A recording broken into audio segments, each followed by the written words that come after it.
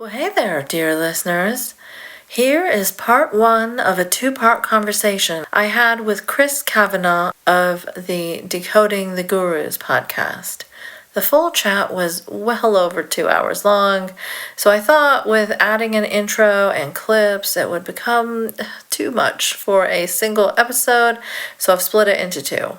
Both parts will be available on Patreon early, so if you'd like to get them both right away, you can find them via patreon.com/nicemangoes. And you'll be supporting the show, unlocking the bonus content, and so on. It's a win-win for everyone, except the IDW types, who absolutely hate it when you sign up for my Patreon. And they hate it even more when you leave the podcast a good review. So hey, why not go ahead and do that too? Anywho, in this first part, we spent a lot more time on the broader questions of decoding and calibrating generally the politics of the professional decoder that I had on. Like on the surface, Chris and I would probably vote the same, and we're both critics of the IDWsphere, but our output is framed very differently. I think our motivations and goals with it are perhaps vastly different as well. That's what I was trying to dig into a little bit in this part. We touched on questions like whether the decoders themselves might ever become guru types, and the essential litmus test question, is Sam Harris Rightwing? Which really helps clarify someone's personal Overton window in relation to the IDW, to my mind at least. We also talked about what Chris's own views on the Israel-Palestine situation are, as that topic came up in his recent chat with Harris too.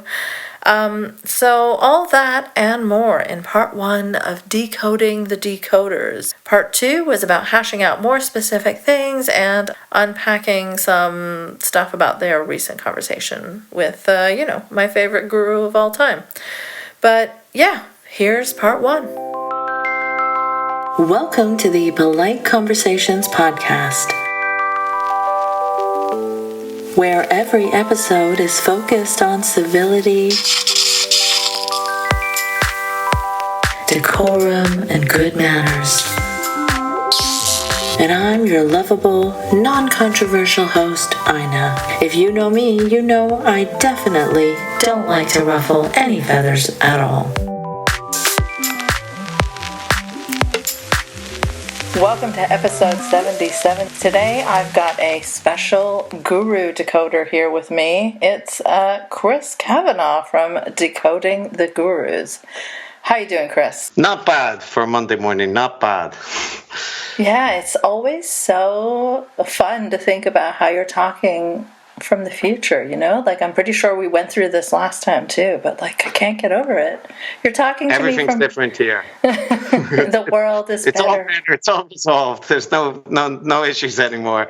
So you've that to look forward to. Oh, if only.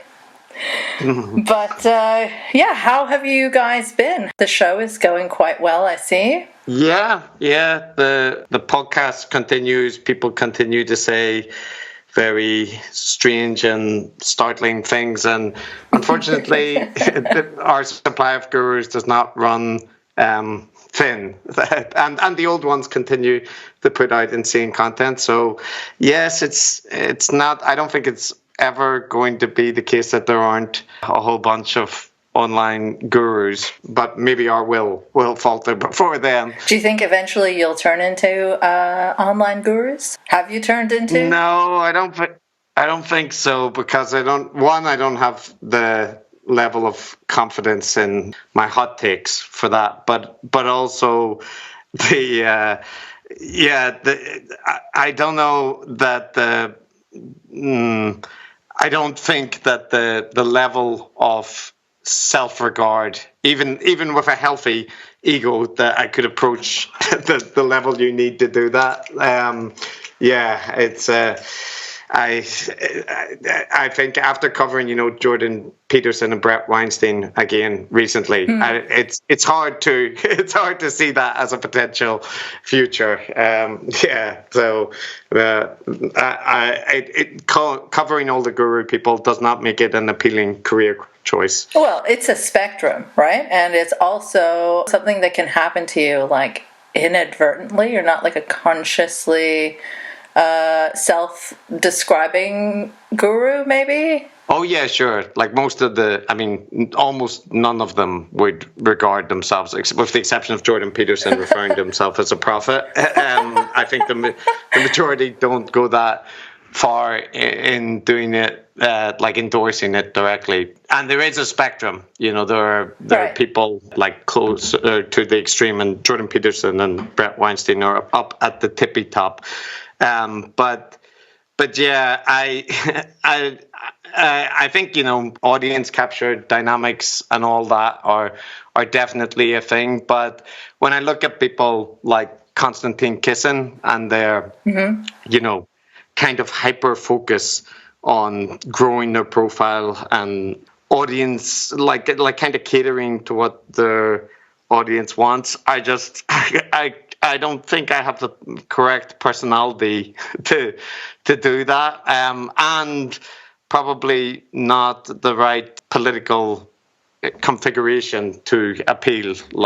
I think you have to go to the farther edges to build up, a partisan audience. I don't know that the moderate left has much of a marketplace for guru types. Maybe it does. Maybe Yuval Noah Harari shows that it does. But he refers to himself as a centrist, no? Konstantin Kisin? Konstantin Kisin does, yes. Yuval Noah Harari, I don't know what he refers to himself. Probably a liberal, but right. Yeah, he's when I'm thinking of like kind of left moderate guru types, the main one I think of is Yuval Noah Harari, and we just covered him in an episode, so he's like front and center of my mind. And he's okay, but I don't think there's a huge marketplace for what he's selling. Huh. I mean, he's pretty popular, but in terms of Sapiens, like the big narrative, right. Human Homo Deus or that kind of thing, that is popular. But in terms of his like essentially neoliberal globalism perspective, right? Like he's quite fond of the WEF and the UN, which is not a hugely popular position on the right or left in general. So. Yeah, he's a boogeyman for Alex Jones type and that kind of thing. But I don't think, Rutger Bregman or whatever would regard him as a particularly favorable figure either. I don't even know who that is, but okay, I'll take your word for it. Rutger Bregman's the guy, that went on Tucker Carlson and kind of made the point about him being a millionaire supported by billionaires. That Dutch economist guy was quite fun, and then went to Davos, and told off the people there for just patting themselves on the back and not doing much about tax evasion. So yeah, he's a good guy, I think, overall. Okay.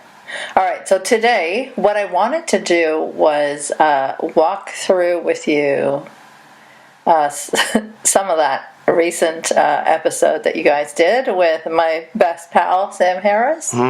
Yeah. Yeah, I did re-listen to the episode. But I'd managed to slightly put it out of my mind, but it's fresh from yesterday. Okay, great. And also, I wanted to just talk about like some general things, like about how we talked about our differences and last time. So, firstly, I think that there's more of a difference between us now. Do you think that assessment is accurate? Yeah, probably, though it depends on where you're putting the stress. Like, maybe Are you talking about like in terms of assessment of Sam or more broadly? More broadly. I mean, we'll talk about our assessment of Sam in a bit, but yeah, I mean, quite possibly. Although I've felt previously that you already had, the view that there's, although we might share, various views and points of criticism about Sam and whatnot, that that politically we are on the left, but different parts of the left and that kind of thing. So I didn't think that there was a huge distancing, but maybe that's just my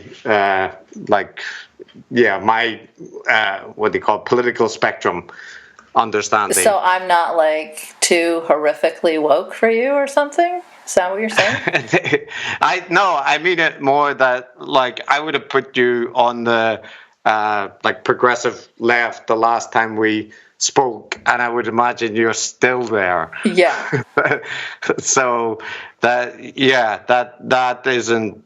I haven't perceived a massive shift in political opinion since then, but maybe that's speaking from my perspective. Yeah, I don't think that my politics have changed too much. I think maybe in light of Israel and Gaza, I feel definitely more to the left of people that I thought were similar in politics to me. Yeah, I think, well, in that sense, yeah, I definitely see, because I think there's been, in general, probably a more significant or more visible division between, progressive and, left moderates or centrist positions around the Israel-Gaza conflict. So in that regard, I think there's a general, broader division between progressives and liberals. Is liberals the right I think terminology? So. Yeah. So that distinction, yeah. I would also say that I'm probably more lib than some of my left-leaning friends. So, I mean, I don't think our practical politics differs that greatly. No, if I was in the US, I would vote for Biden. Well, that says nothing now anymore, though, doesn't it? So I would imagine that, there are people on the progressive ring that wouldn't vote for Biden, but I've not viewed you as that kind of person. I'm not saying that you would endorse everything, that the Biden administration does or that kind of thing, but so in terms of voting, we'd probably 99% of the time end up voting for the same people. Yeah, I would hate to vote for him, but I would do it. Yeah, and in the same way that I would vote for Corbyn, against a Tory government. Although I wouldn't feel fantastic about it, but yeah. Would you feel fantastic about voting for Biden right now? Well, fantastic. Yeah, to be fair, I don't feel fantastic about many politicians, so that's probably an easy dodge. But I wouldn't. There aren't a huge amount of people that get me super enthusiastic. But Biden is not. I would have said I was enthusiastic about Obama's potential when he came in. I was back then too. I'm not American. I don't have that feeling about a Biden presidency. I think it's just going to be pretty much more of the same. But compared to Trump, that will be much preferable. Right.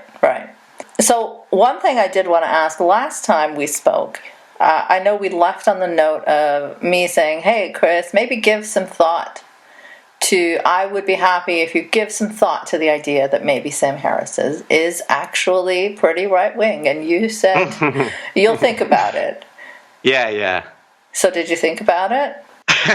Well, yeah. So I would say my position then was that I can see a bunch of things that, I think place Sam, depending on where your political spectrum is, more on the left. But there are a bunch of areas, including the ones that you've highlighted very well on not waking up. Wait, I forgot the name of the Woking up. Yeah, that's it.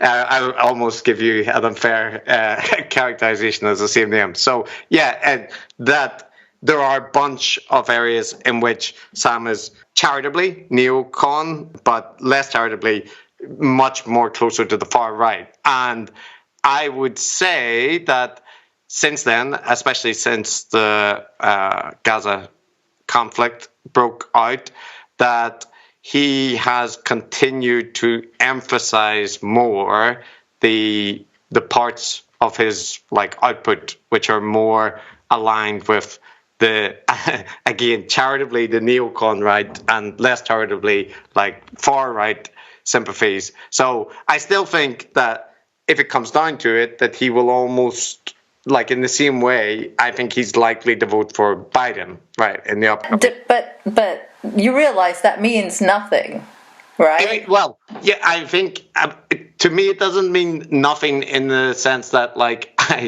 I wish that many people would take that route. So but I don't think it's the only thing that matters. In the same way that when people are able to condemn Trump, that's a very low bar. So yes, not voting for Trump. I'm glad that anybody would do that. So if you only care about voting behavior, then I think it's reasonable to classify Sam as on the left. But in terms of his output, I would put him more firmly in the neocon arena than he was previously. And I would also say that a good illustration of that very recently was this conversation with Rory Stewart, who is who is an actual right-winger. Yeah, and compared to him, Sam seemed very, very far away from him, right? And Rory is moderate conservative, so yeah. Yep, and I mean, I think I pointed out to you the same kind of dynamic between him and David Frum and a couple of other sort of never-Trump right-wingers, people who identify as right-wing, but they are still to the left of Sam on several issues. Yeah, and I would also say that,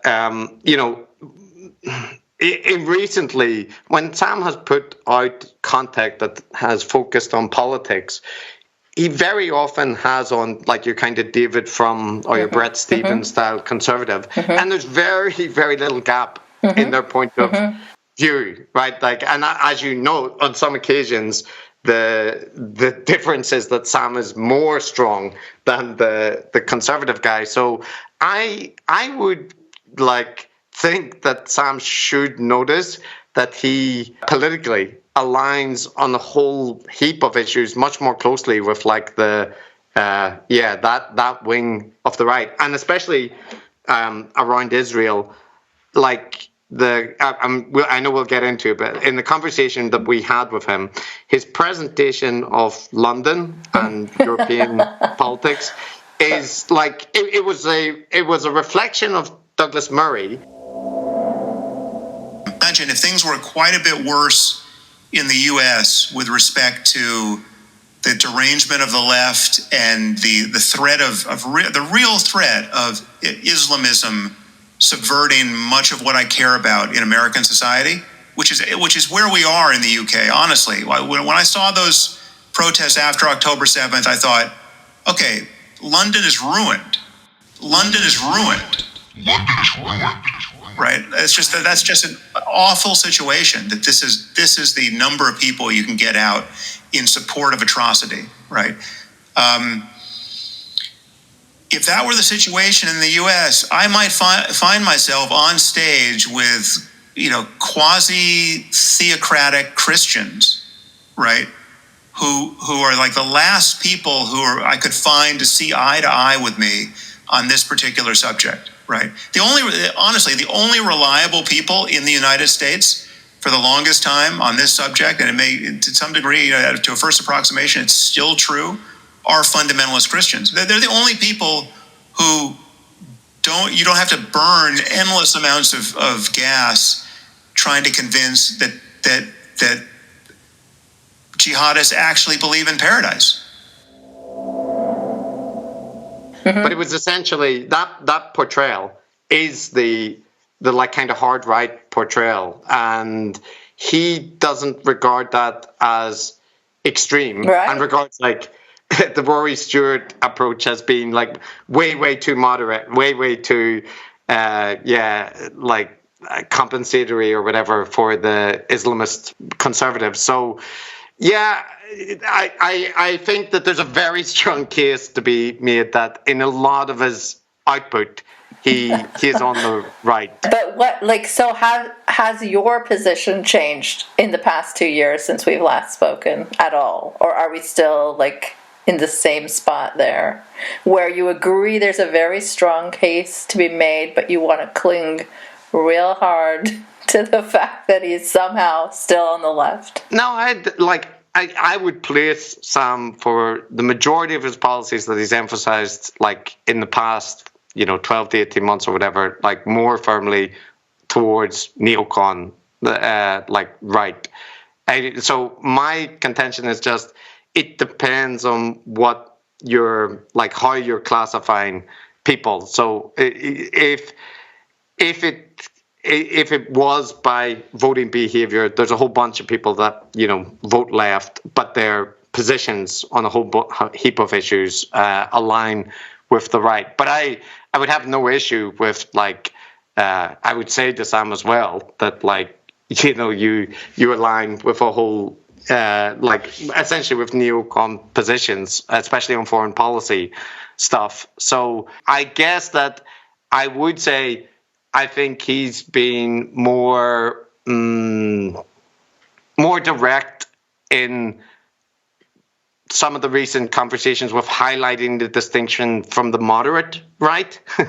I mean, was he not direct enough when he was doing the Great Replacement stuff or praising Tommy Robinson? Yeah. So in the same way, right? It's like, but in those occasions, it's usually been in the context of him talking to someone who is like in agreement, like a Douglas Murray or a Majid Nawaz or whatever. So what didn't happen so much was that you had a moderate right-wing person who is saying, no, that is extreme. Like, those figures are extreme, though. And then Sam kind of responding that, well, no, they're not, or they're getting things right. And I know he has said things like that in the past, but I feel like he's doing it more directly or in a lot more of his content. Like, I feel that people must have noticed it more than previously.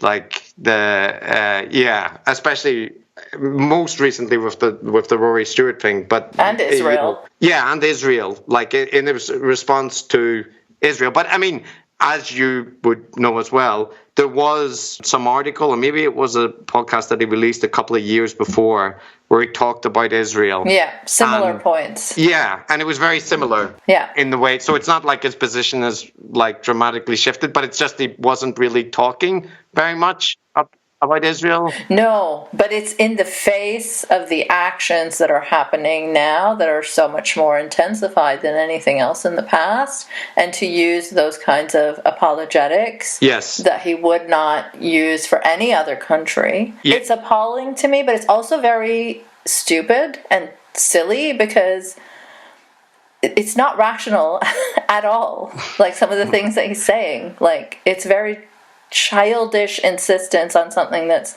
clearly not supported by fact. Yeah, and he himself has repeatedly stated that he's basically exactly aligned with Douglas Murray on this. And Douglas Murray, by I would say by all measures, has revealed himself to be, I mean, he already revealed this before, but if there was any doubt, he's extremely polemical and he's essentially a propagandist for Israel. So if you cannot spot that Douglas Murray is, one, extreme on Israel, and two, like sympathetic to the far right in Europe, then yes, I think your politics are askew and naive. And if you're very, very aligned with Douglas Murray, then your politics are right wing. Right. So you're saying that you've changed your view in the past couple of years? Like, I'm just trying to get a clear, simple, boiled down. So I mean, I think I probably would say that Sam's, like, my view of him hasn't dramatically changed. If you'd asked me before if I felt that Sam was like sympathetic to Tommy Robinson and Douglas Murray and whatnot, I would say yes. But I would still have described him as somebody that overall, like, you know, taking all considerations and what his output is about and whatnot, that was on the left side. And now I would say with his output over the past couple of years since we last spoke, that he's still likely to vote left, but his output is much more towards like moderate conservatism. So that's like, my view on him kind of puts him in the same ballpark, but like nothing that he's done is that surprising to me. So it isn't like my view has dramatically shifted, except I would say I continue to be surprised by how readily he accepts various narratives about, like, far right points of view about, like, the whole section, the conversation I had with him about London, or his position on Israel, because there's very, very little nuance there, right? It's like a very partisan perspective. So I would say that I was like somewhat surprised in the extent to which because he will often say things more extreme than I anticipate that he is wanting to say. So in that respect, he did shift my point of view, because I would have thought that he might hold some such views, but that he wouldn't state it so directly. You mean not just like come out pro-ethnic cleansing? Yes. For example, that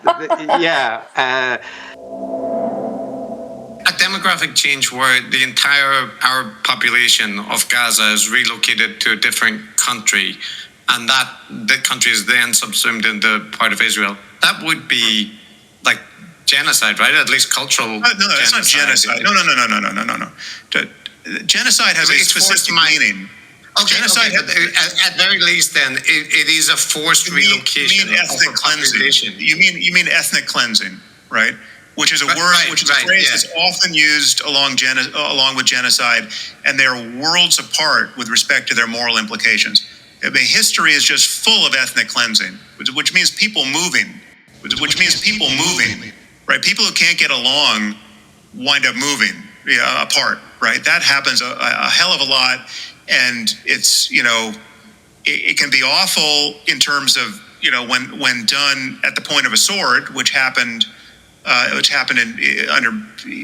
Islam again and again and again. I mean, nobody's losing sleep over the Jews that got run out of Syria and Yemen and Iraq and Egypt and Morocco, and all after 1948, right? Like, no one's talking about their right of return. You know, what happened to their homes? The UN's not worried about that, right? And yet everyone is worried about the Palestinians as this perpetual refugee population. What about all the people who left Syria in 2015 and went to Sweden, right? Okay, they've been. But do they have perpetual refugee status, or are they just now in Sweden? So, Sam, just to clarify, so you are saying that, like, ethnic cleansing of the Gaza Strip isn't extreme position? 2 million people. It's totally extreme. It is totally extreme in that it's a non-starter. I mean, no one in the Palestinian world wants that, right? And the Arab if you look at the Arab states' contribution to the status quo over the last 50 years, it has been very deliberately to hold the Palestinians in perpetual refugee status, so as to put the existence of Israel in question perpetually. And I mean, he has done things like that before. In the previous conversation that we had, he talked about the Jews' potential responsibility for the Holocaust, right? So it's not like he doesn't say things like that. But in that case, I have written that the Jews are in part responsible for the Holocaust. How tribal is that? Now that's part of my denigration of belief of faith-based religion. It's like if the Jews defining themselves as Jews for 2,000 years, insisting upon living insular lives among communities that believe antithetical things about God, and thinking that it's important to marry within their community because of the profundity of their religious beliefs and their unique covenant with God. All of that divisive bullshit is part of the backdrop that gave us the centuries of anti-Semitism and the Holocaust. So yeah, I'm someone who has made Judaism itself somewhat culpable in giving us the Holocaust. Now what am I, a neo-Nazi? What's my tribe? Even in that felt more like a little bit of an attempt to, I don't know, edgily express how non-tribal you are, right? But saying that ethnic cleansing isn't extreme it's not like that. It's more kind of slightly horrifying. I don't know. It doesn't. That seems like especially in the face of like an ongoing situation with starvation and mass deaths and whatnot, to be a rather callous thing to say publicly. Yeah. So, what is your position on what is going on? Just because I think it will be easier than to go through those comments that Sam made, just to know your view on it. On the conflict in Gaza? Yeah, so, I mean, my view on it is that the events in October 7th, right, that was a horrifying massacre and tragedy, and the killing of civilians and the taking of hostages, terrible, and it was going to lead to because anything like that previously has led to a very disproportionate response in terms of the amount of lives lost, right? The Israeli military response. So that felt like an inevitability after that happened. But even then, the scale of the military campaign and the humanitarian crisis that it's caused is, I think, shocking. And there's just horrifying images and stories, and the general suffering that is going on there at the minute seems undeniable. And in general, I think that insofar as I have a position on it, the position is that the Western governments and other governments should be calling to stop the conflict and to allow humanitarian aid to go through. And yes, there are obvious issues about the Hamas, the leadership, and in general, the right-wing government in Israel as well. That I don't know how you resolve all of that, but I'm not asking you to come up with a solution right now. That would not be fair. That's good. But yeah, so the broad thing is that I think there's an undeniable, horrific humanitarian crisis, and that effort should be made to focus attention on that, and that. And would you classify it as any particular thing? Oh, you mean like a genocide? So I in terms of whether it meets the technical definitions of a genocide, in line with the UN Criminal Court or whatever, I don't know, because I don't know all of the characteristics required to meet that, and it'll take a whole bunch of years, right? But I feel like even if it doesn't meet the technical definitions of a genocide, it nonetheless is a massive humanitarian crisis with a whole bunch of civilians being killed. So if it ends up not being officially recognized as that, it doesn't make the suffering any less. So I think that the general stance should be that, to try and get the conflict and the military campaign to stop so that civilians can be helped. So, yeah. Could you comfortably use the word ethnic cleansing for it? Yeah. So in terms of the military campaign, in Israel's military seems, admittedly I'm not well versed about it, but it definitely seems that some people and high-ranking people within the military would like the solution to be that Gazans final move. Well, that at least there is a forced migration, right? Or that the area is abandoned, like Sam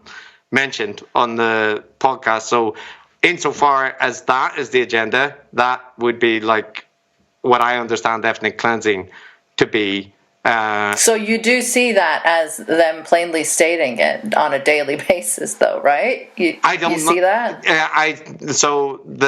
I only see, I've seen various statements by high-ranking officials which would fall in line with that, and I've seen statements which are more moderate and presenting it as that. Yeah, but the existence of more moderate statements does not cancel out the existence of the high-ranking officials, military officials, soldiers, all plainly stating what their motivations are, and them holding conferences about what they're going to do with the land.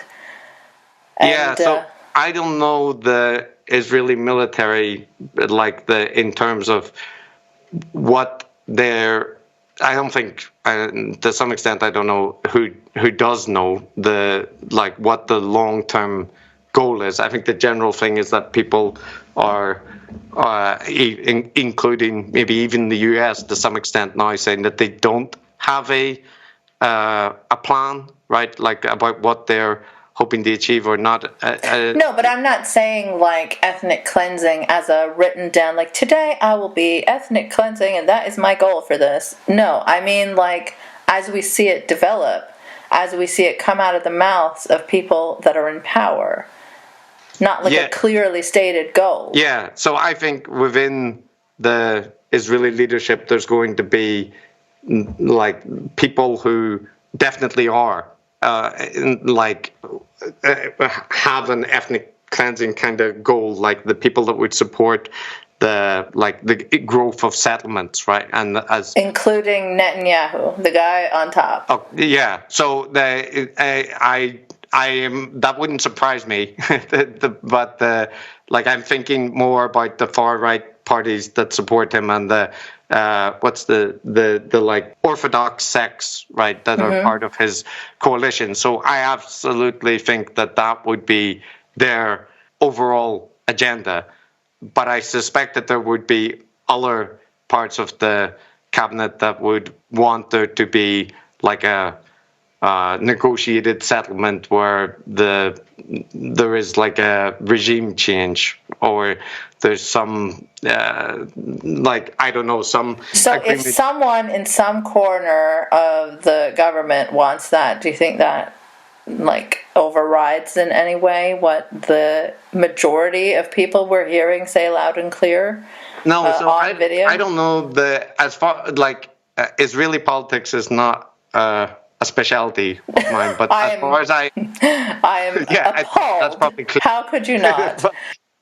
But we're all living in the same world right now. It's not a specialty of mine, too. Trust me, I've learned so much, just since October 7th. Right. But my understanding would be that Netanyahu has come out with various statements, strongly saying there won't be a two-state solution, right? Which would then what kind of solution are they hoping for? And also, if you just look at the Likud charter. And Yeah. So, but in that case, if there, my understanding is that there are people within the Israeli government, or maybe it's the opposition, that do want that, that view. But are you saying for it to be an ethnic cleansing, for you to recognize it as like an ethnic cleansing happening right now, you need like everyone in the government to be on the same page? No, but I mean in terms of like what the overall goal is, because so say for example that the conflict ends and there's a negotiated truce, right, and it involves some form of regime change, or it involves some I don't know, whatever negotiation there is, would that mean that your assessment would change about what the goal was, that you think Israel then has completely reversed its policy, or that was part of their potential goal? Because I view it like that could definitely happen, right? That there could be a pressure from international groups. Yeah, but just because they don't carry out the ethnic cleansing fully, it doesn't mean that they aren't trying to right now. Yes. So but in that case, do you think that there is no part of the Israeli government that would want a negotiated settlement? Like the majority of it just wants absolutely Gaza completely depopulated in whatever form, and that is pretty much all I've seen. And if there are some corners that are infighting or whatever, then I mean I'm sure it could be. But what are the clips from official after official after official that we're seeing very vocal people on their TVs, their newscasters, their game show hosts, their soldiers on their TikToks? It's just because there might be soldiers that are saying that they don't like to do this, it doesn't mean that I don't count all the soldiers that are happily posing while blowing things up, you know? Yeah, so I guess that I would say I would be perfectly fine saying that there are a whole bunch of people within the military and Israeli government that have an ethnic cleansing goal. And so you just need to see where it ends up in order to say that it is no. So I can say that. I can even say that there could be a campaign that is the military intention, right, to try and make that the outcome at the end, and that there were people stating that directly. The only hesitation that I have is that the goal of all the people in the government, and But why does that have to be the goal of all the people in the government? So because if their military campaign can end without any of that being achieved and not being acceptable, that seems like... But it's already being achieved. Yeah, but I mean, it isn't achieved in the sense that there's still... the Gaza population is still in Gaza, right? They're under incredible conditions. But they're all displaced. Their houses are uninhabitable. Their whole areas are uninhabitable, and they say they will be for decades. Yeah, but which is horrifying, and removing the civil infrastructure is going to have a whole bunch of long-term consequences. But the point is that the people haven't left, right? And they're not as far... Well, so I think it's over 35,000 now, the death toll. And that's very conservative because they don't really have an infrastructure to count these things effectively. And I think they say that it's 70,000 more that are injured. And the entire population is at risk for starvation. I was just looking some stuff up for another episode. Let me see if I can find it. Yeah, it's the fastest decline in a population status ever recorded, according to the Medical Aid for Palestine. the biggest cohort of pediatric amputees in history. They're doing bouncy castles outside where they're blocking the aid. It's like family picnics. More journalists were killed in the first month of conflict than any other conflict since the CPJ, Center for Protecting Journalists, I think, first started collecting statistics. And if you want to see a comparison, I think it's like over 110 journalists now. 63 journalists were killed in the Vietnam War, 69 killed in World War II. Yeah, it's like unprecedented in a lot of ways. Over 13,000 children killed. That's only the ones we can count. So it's like roughly 100,000 people just injured and murdered. And if you talk about how small the population, the proportion that is, it's massive. Yeah. So in that respect, then, like, do you anticipate at the end of the campaign that the population of Gaza will not be there? That they'll have been relocated to Egypt, or decimated to the point that it's just uninhabitable? Is that? I don't know. I can't say. I mean, I'm shocked at what the world is letting Israel do. It's unprecedented in modern times to such a great degree that I don't know how much more they will let them do. And it's shaken really my faith in all the Western countries, because I grew up, as you might know, in Saudi Arabia, in Pakistan. I didn't grow up in Pakistan, but I lived there. And to me, those were the worst examples of being so fucked on human rights, right? Like, I just couldn't imagine it being worse than that. And because my perception, and again, this is just my perception for what it's worth, is that Israel is going to continue its campaign until international pushback makes it such that it has to stop, and it at some point will stop, and then there will be negotiations and rebuilding, and they will have generated a massive level of support and sympathy for Hamas or any organization, basically, that promises to retaliate against Israel, and then that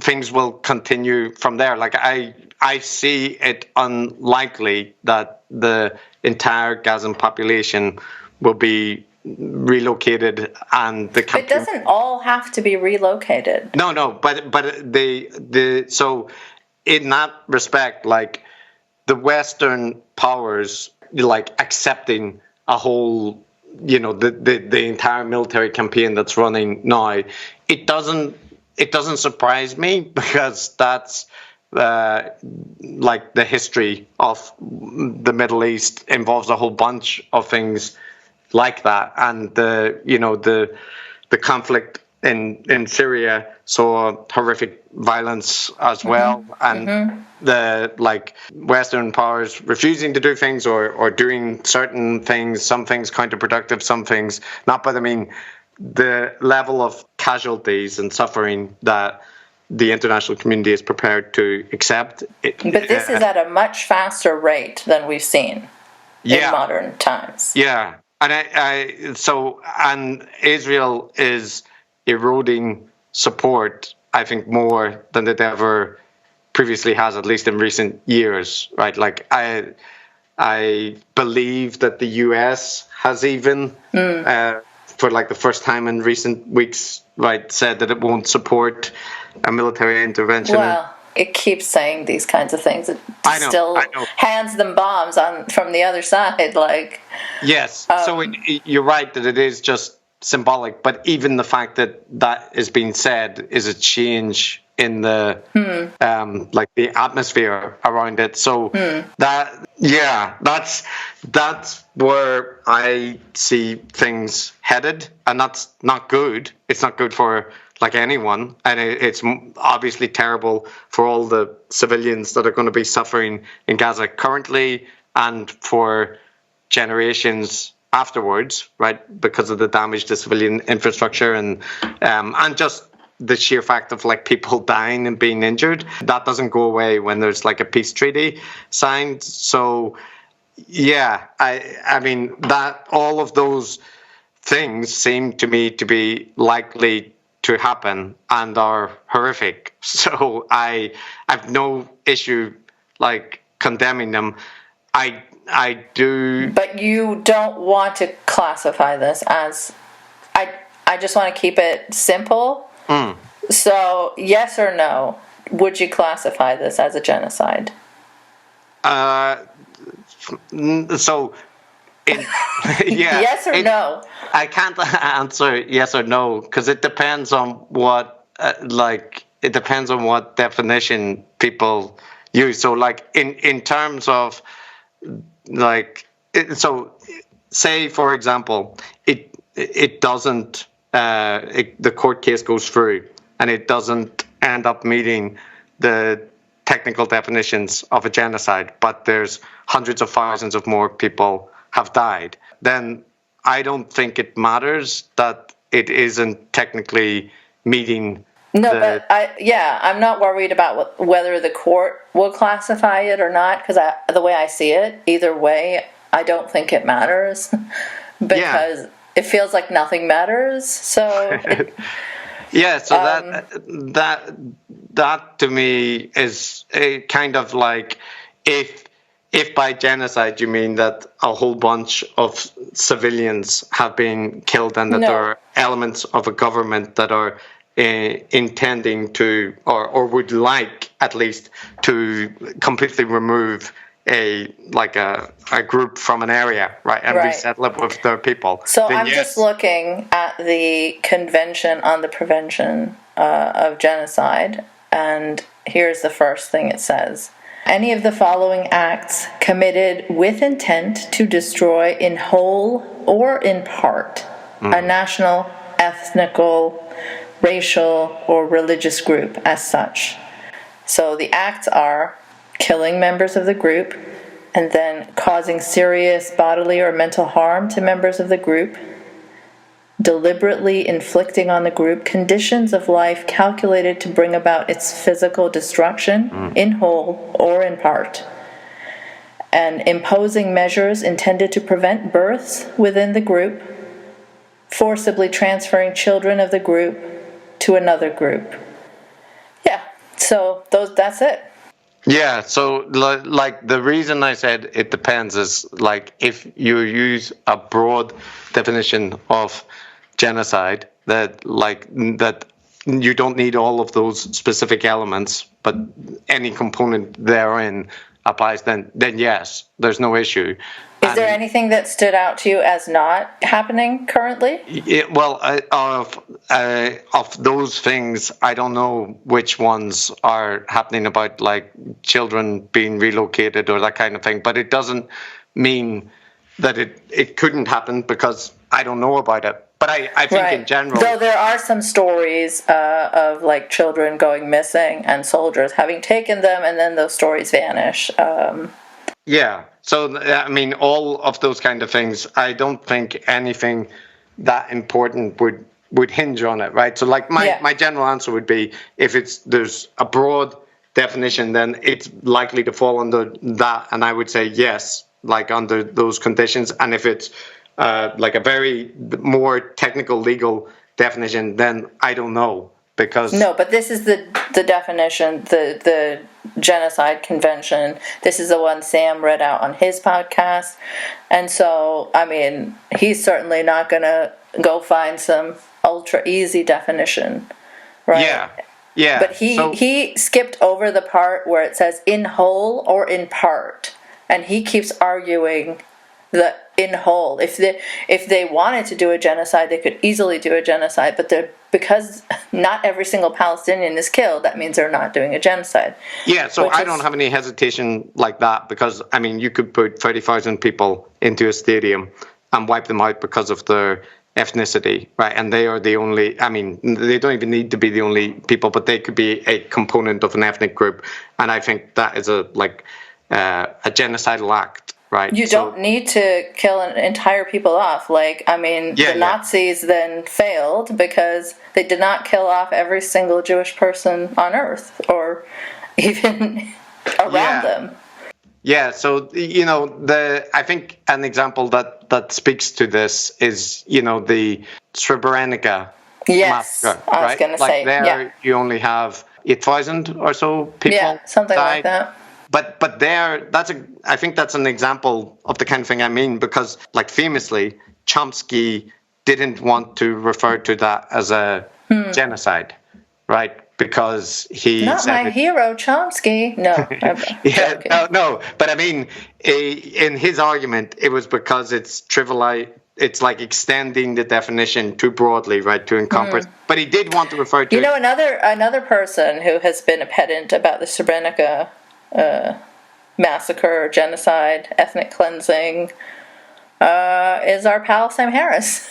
Okay, he also did refuse the. So yeah, in that case, like, I have no issue with acknowledging again that it's like a genocidal act, even though it's a relatively small amount of people in terms of, like, comparisons to the Holocaust or something like that. So I don't think it matters that all of the like Sam or indeed Destiny recently made the argument as well that, like, if you dropped a nuclear bomb and it killed 2 million Palestinians, that wouldn't be genocide because there's plenty of people still alive in the West Bank, and I think that's what a smart guy.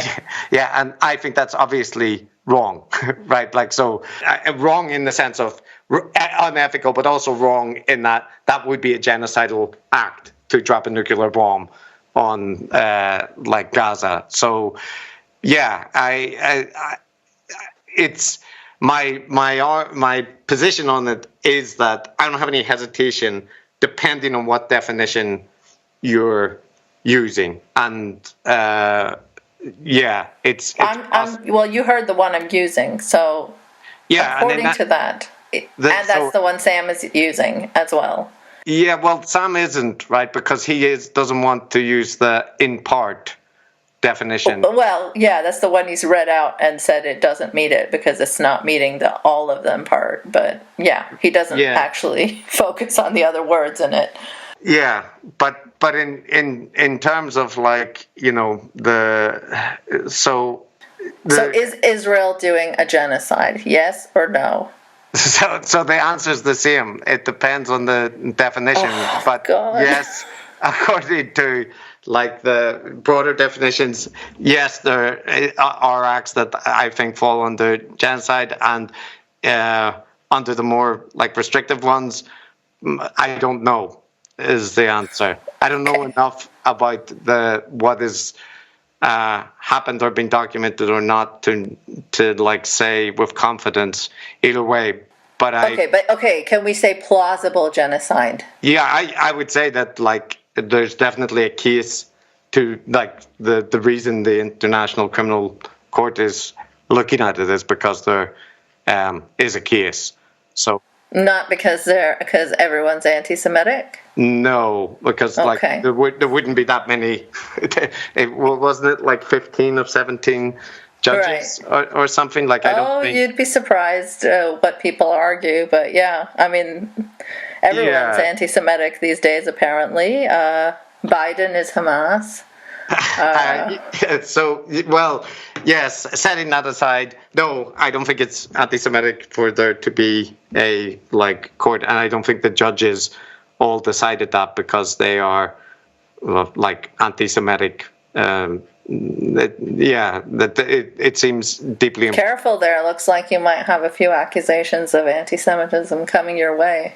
Well, yeah, that would be. I think it would be hard to justify. Like, I haven't read the whole court procedure, but, like, the judges, aren't they from? I mean, they're not.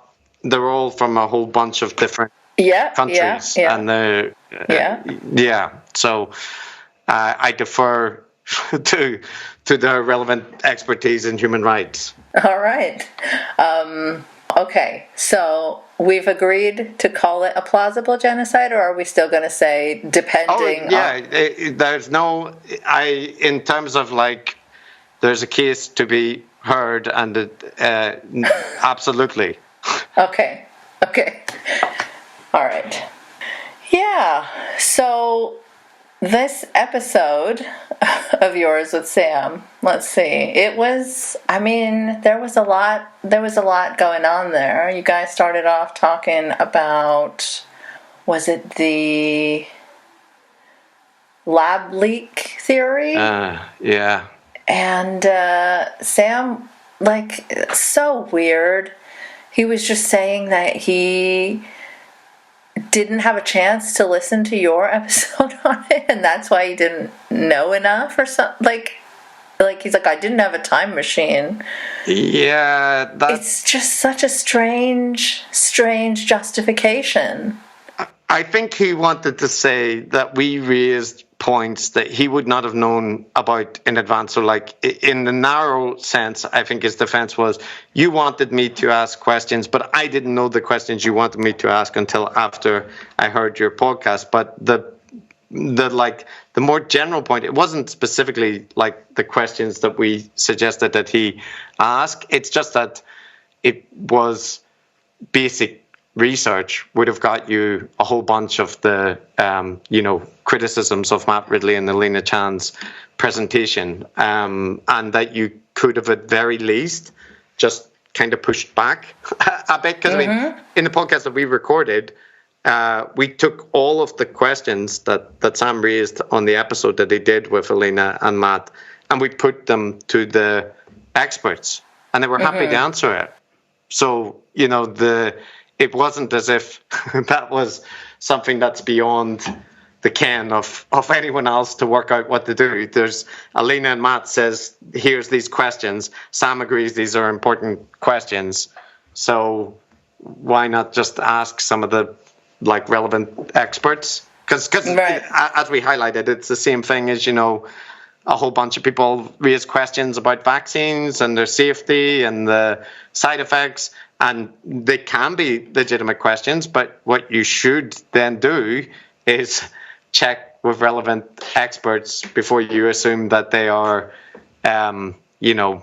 presented accurately and that kind of thing. And Sam gets that with vaccines, but he didn't seem to get it with the lab leak. Does he, though, fully? Because as time has passed and we're not in the full, peak of COVID, I feel like his vaccine views have kind of turned into vaccine centrism. I believe yes. I heard him tell someone that he wouldn't get another booster, and that is masking wasn't necessarily a good idea. Masking kids, maybe. I think it was with Bill Maher, actually, if I'm not mistaken. Even worse, because Bill Maher is an anti-vaxxer. So he is not just an anti-vaxxer; he's also unsure if germs cause diseases. But yes, he's very bad, and I do agree actually that Sam, like a lot of people in the heterodox sphere, have kind of ended up both siding things a little bit, and I think that in some respect my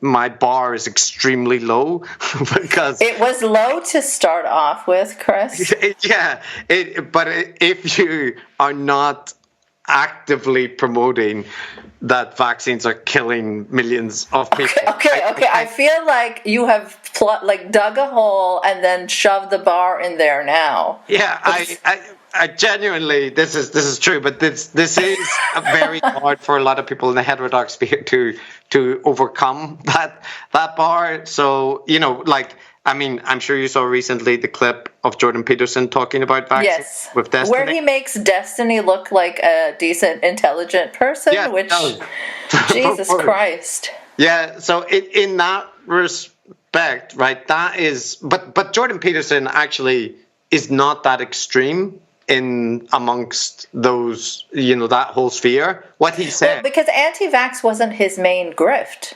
His main grift is something else. Yes, yeah. So if that is a baseline, or at least, that is somewhere in the realm considered reasonable.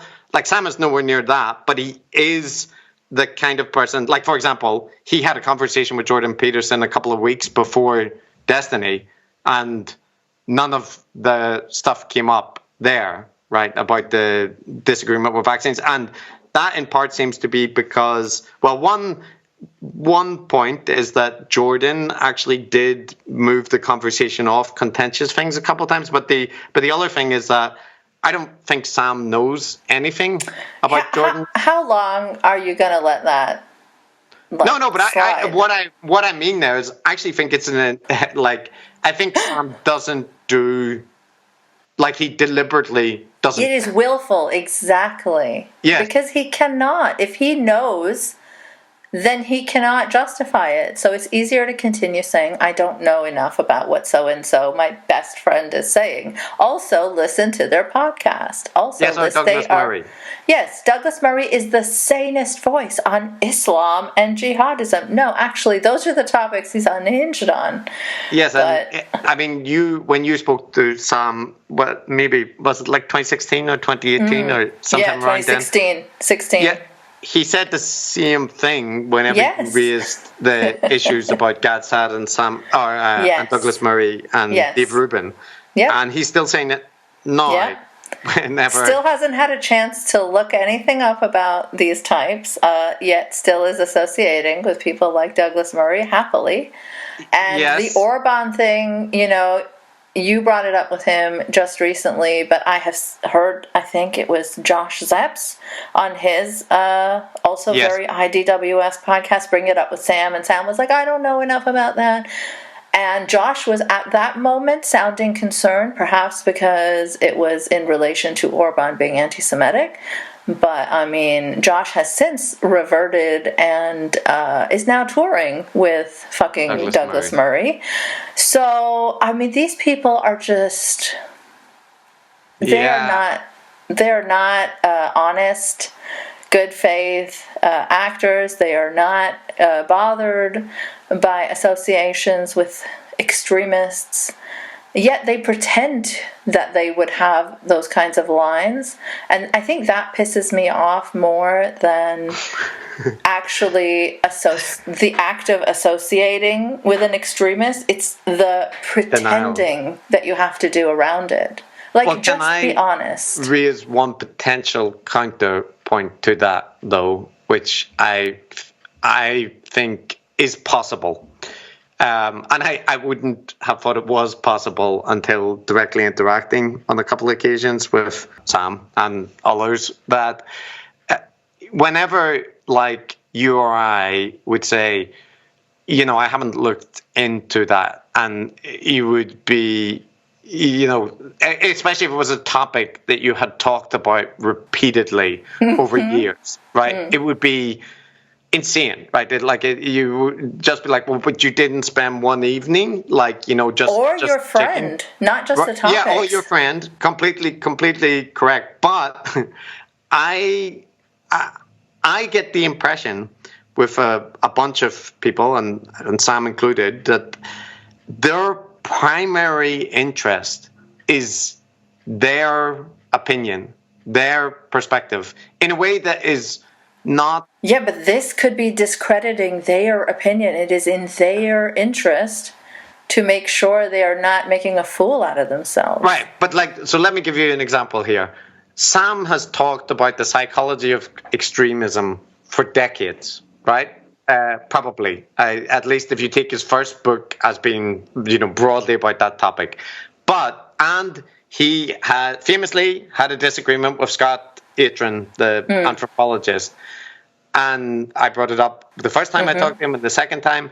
And any time that Sam talks about that topic, he references, Scott Atran. And that one conversation. Now, Sam has literally had decades in that area. I don't get the impression that he has read any of the literature about, like research on the psychology of extremism, except for, like a Graham Wood's article in The Atlantic or something like that. Who is very IDW-esque himself. Yeah, but I mean, even then, that's a journalist, right? It's not a researcher. But to me, it would be absolutely insane to have dedicated yourself to a topic over multiple decades and not, at least even just so you can refute it, know the literature, right? So that you can say, well, but look, because I could name people that absolutely deny roles of ideology, right, that are not Scott Atran, or downplay it.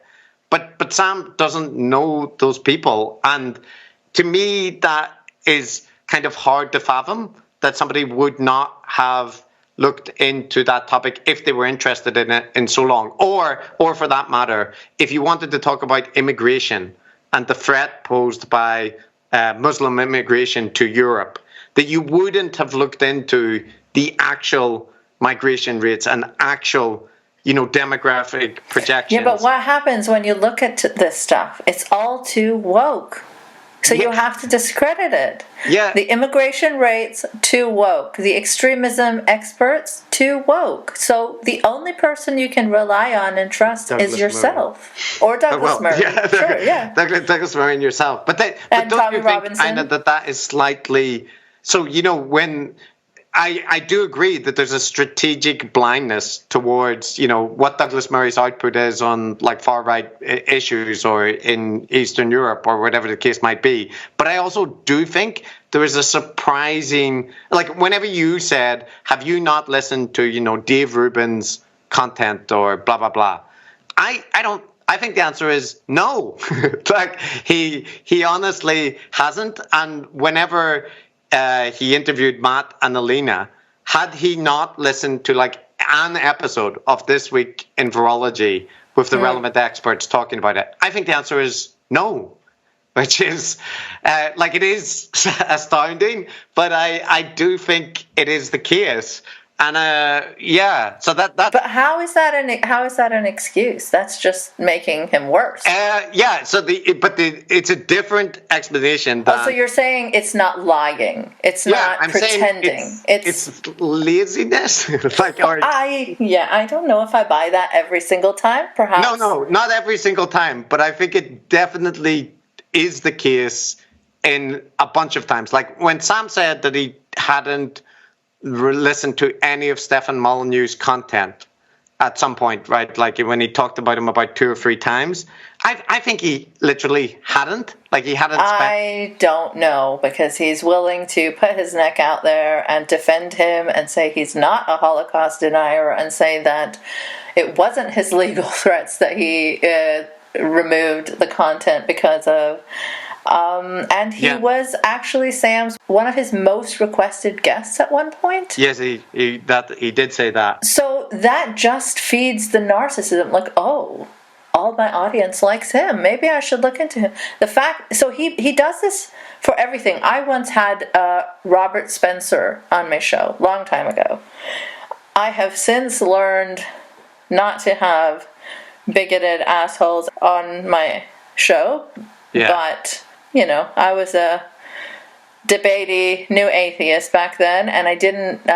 so my purpose for doing that, in an ideal world, I would still back that. So it was like, well, look, I'm an ex-Muslim. I'm not attached to Islam in any way whatsoever, yet I think that the way that you go about criticizing Islam is extremely bigoted. That's also why I've talked to Tommy Robinson before. It was only to highlight that their bigotry is apparent even to someone who does not care about Islam. You know what I mean? Yeah. Anyways, that Robert Spencer episode. So Sam heard that. And, we had an exchange after that. We had a conversation where he went about defending Robert just in the most frustrating way. Like, he kept saying, I'm not too familiar with Robert Spencer. Now, everybody knows Robert Spencer is a fucking deranged bigot. Like, he's crazy sounding to the point that other actual Islamophobes call him an Islamophobe. Yeah. So yeah. it's no mystery. You just need to hear him talk for like 5 minutes. Sam Yes. listened to my whole, I don't know, was it an hour, 2 hour long conversation with Robert where he accused Obama of being a secret Muslim. He argued with me about how Muslims should not be allowed to hold office because they would be swearing allegiance on the Quran, and that just can't happen. I'm fuzzy on the details because it was so long ago, but it was unhinged stuff like that. He talked about the Pallywood conspiracy theory. He denied the Srebrenica genocide and all of that. So in mine and Sam's exchange, there was so much like, I don't think anything he said was problematic. I don't think anything he said was bigoted. And then in the future, like I think I did a pretty good job at extracting those views from Robert Spencer in that conversation. Yes. So it's pretty clear. Sam still defended them, and then in the future I heard him talk to, I think, Majid about Robert Spencer, and again he went on with this, I don't know enough about him. So so I know he knows at that point, right? Because we've had a whole exchange about it, and he's defended some of the most unhinged things. Yeah. And yet I hear him do a public podcast where he's claiming he does not know enough about Robert Spencer. Yeah. So I do agree that there is strategic, stated ignorance, which is not true. There are examples of that. And I guess the only thing I'm saying is carve out another space for surprising lack of rigor. Because I think that also does exist. Sure. But I absolutely agree that. So just my own example, I have informed Sam via email about a whole bunch of things that Brett and Eric have said. Right, crazy stuff, stuff. Just because in response to something he said, I don't really know what they've said, so I give him. A short summary. I did that with him about Stefan Molyneux as well, actually. Yeah. In that case, it feels like there shouldn't be the possibility in the future, at least to say to me, well, I didn't know anything about that. But I feel like I would get that response, right? Like I haven't tracked their output and that kind of thing. So that I do agree that also happens, but I think one of the things is it's partly because of that conversation that I had with Sam recently, where I genuinely don't think he has read any of the research on extremism. Okay, sure. Sometimes he might be extremely lazy, and other times he's deceptive. So I don't know that this is actually better for him in any respect, but I think it could be laziness. I do think laziness comes into it in terms of not doing research, but I also think part of it is confidence that he's correct. So he doesn't, what would be the point to listen to a bunch of, like you said, woke academics doing apologetics for extremists? He already, knows what they're going to say, so he doesn't need to check. That is the impression that I also get. And in our conversation with Sam, he did that a whole bunch of times directly with us, where he's like, I know where you're going to go with this. Here's what, blah, blah, blah. And it's not where we were going to go with it, or at least it's, tangential to what we wanted to say. So, very, very, very high levels of confidence might be the way to put it as well. That's the nicest possible way one could put that. Okay, sure, Chris. 3 buckets: ignorance, genuine ignorance, strategic ignorance, and overconfidence. I don't think that fits a particularly good picture in competition. I mean, I would use different words to describe those things, but sure. Yeah, I would be like lying, deceptiveness. Thanks for listening. If you enjoyed this episode and would like to support it, there are several ways you can do that. You can share it online, talk about what you just heard. You can leave a 5-star review to help others find it too. And you can also subscribe via patreon.com/nice mangoes. No E in mangoes. If you'd like to follow me on Twitter before it's completely wrecked, you'll find me at Nice Mangoes. Again, no E in mangoes.